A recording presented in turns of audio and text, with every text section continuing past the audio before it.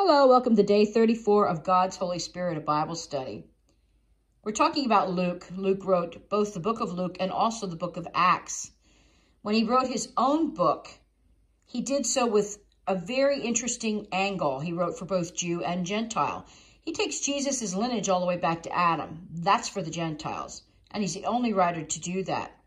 We know at that time, Christianity was something very new. It was under heavy scrutiny, critical scrutiny, by both the Jewish and the Roman communities. So Luke was very careful to document accurately, which wasn't hard for him to do since he was already a physician.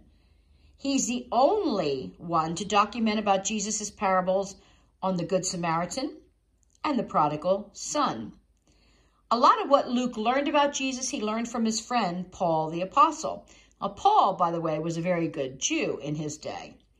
We do not know that Paul ever saw Jesus when Jesus was in his ministry on the earth, but we know they were born in about the same time frame. Luke emphasized women's roles in spreading the gospel of Jesus, and that was absolutely unheard of in that day and age. He speaks of Mary and Elizabeth and others in his letters to the churches. He shows none of the disdain for women in ministry that the elders of the traditional temple did. And the most intriguing thing to me of all is that it was Peter, James, and John and the other disciples who were infilled by the Holy Spirit. But none of them wrote about it. Luke did, and he did it with great detail. What we see happen to the disciples in the upper room as well as the followers of Jesus, what we see happening when the Holy Spirit fills them with extreme power, what we see happening when they immediately leave to share the gospel, not a one of them wrote about. It makes sense when you think about the fact that they were the blue-collar workers of today. Most of these disciples, with the exception of one or two, came from being fishermen.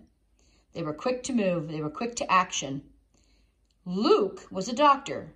He was used to documenting, and he was also a traveling companion to Paul. He recognized the importance of making sure these things were documented. The disciples went out filled with the Holy Spirit, and they wanted to share the gospel.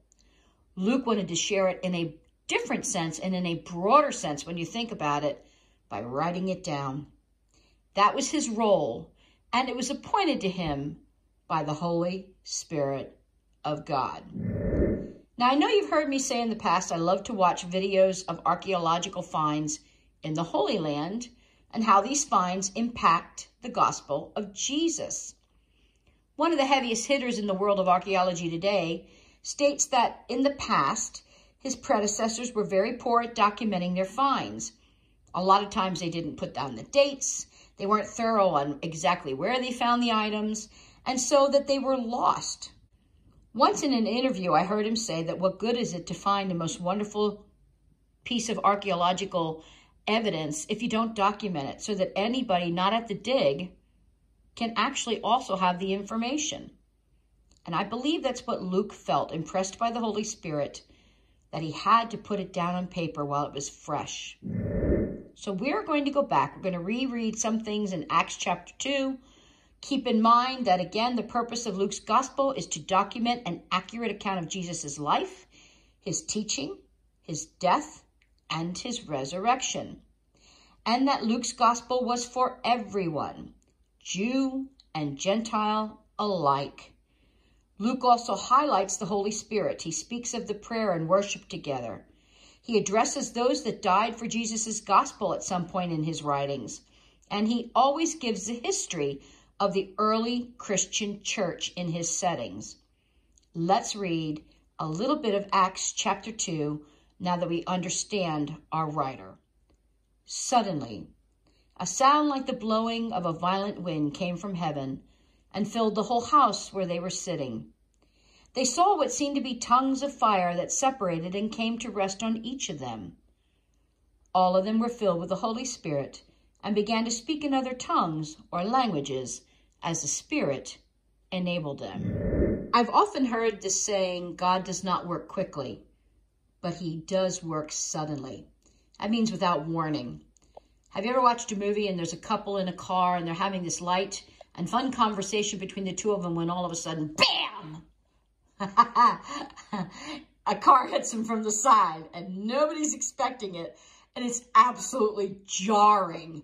There was no music used by a director to give you any sense of what was about to happen. It was startling. That's how it was for the men and the women in the upper room. Yes, they'd been gathered together for 10 days, and they'd been praying fervently for the Holy Spirit to come. But all of a sudden, bam, he does. And it's sudden, and they are not expecting it. They were startled. Luke goes on to write, there were staying in Jerusalem God-fearing Jews from every nation under heaven. Brenda talked about this. She said that in her Bible, there was a wonderful explanation that these Jews were probably their families relocated during times of bondage in the past. So they were from all over the world as they knew it to be in that day, but they always came to Jerusalem for the special feasts of first fruits. This was not a lucky break.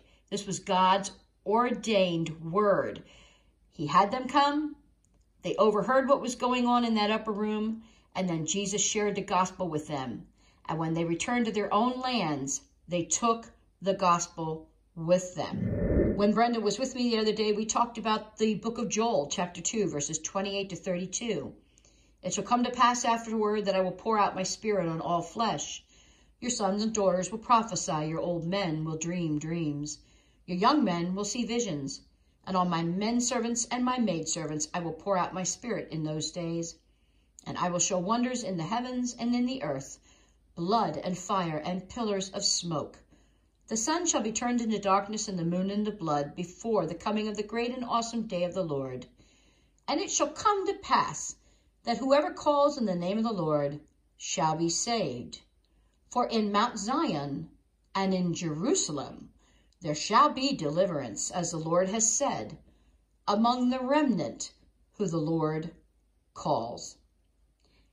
We don't know a lot about the writer of the book of Joel. We know that he gave the book his own name, but we know that he did have God's prophetic word and a warning to the children of Israel.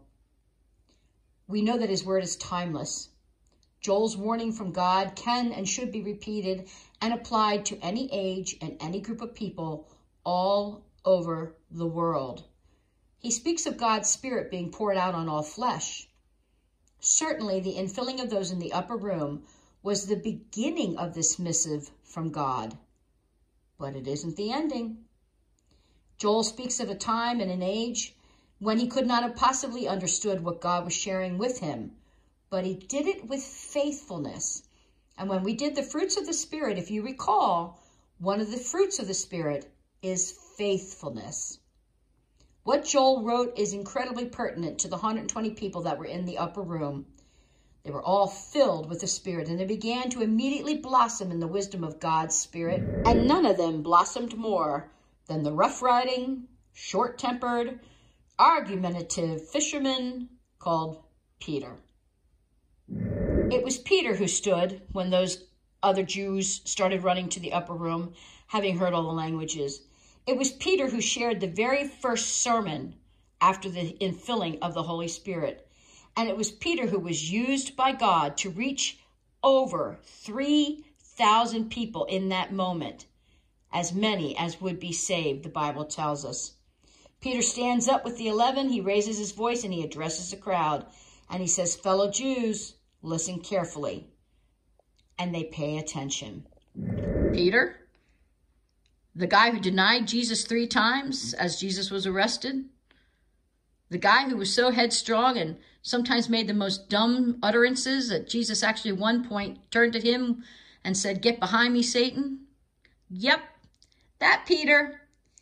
Peter had an interesting take on life. Usually when the going got tough and Jesus was not around to direct him, his favorite thing to do was, let's go fishing. And he usually dragged a crowd with him because no matter what else Peter was before the infilling of the Holy Spirit, he was a leader and the men would follow him. The difference is now he's leading them with the infilling of the Holy Spirit, and things are about to get really exciting.